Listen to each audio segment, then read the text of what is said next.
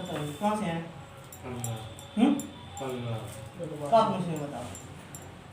बच्चा परेशानी का परेशानी इतना ही भैया और इतना ही जाएगा का परेशानी खांसी उठा खांसी उठल बस बस खांसी उठा और कसी परेशान और कुछ नहीं परेशान। और कौन कौन से देवता हैं को हमारे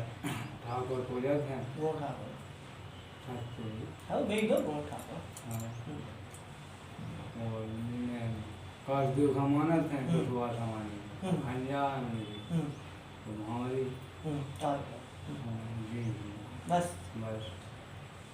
देखो हमने कहा पढ़ी हो तो पढ़ी नहीं है बोला आलू अरे यार चलिए देखो आप अपने बारे में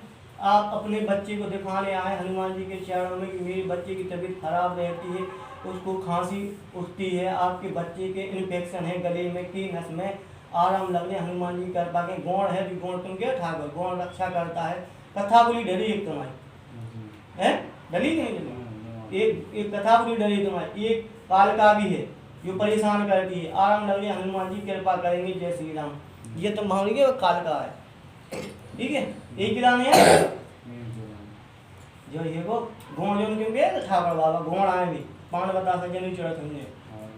जी रक्षा करे तुम्हारी और जैसे हम एक समय इन्फेक्शन है वो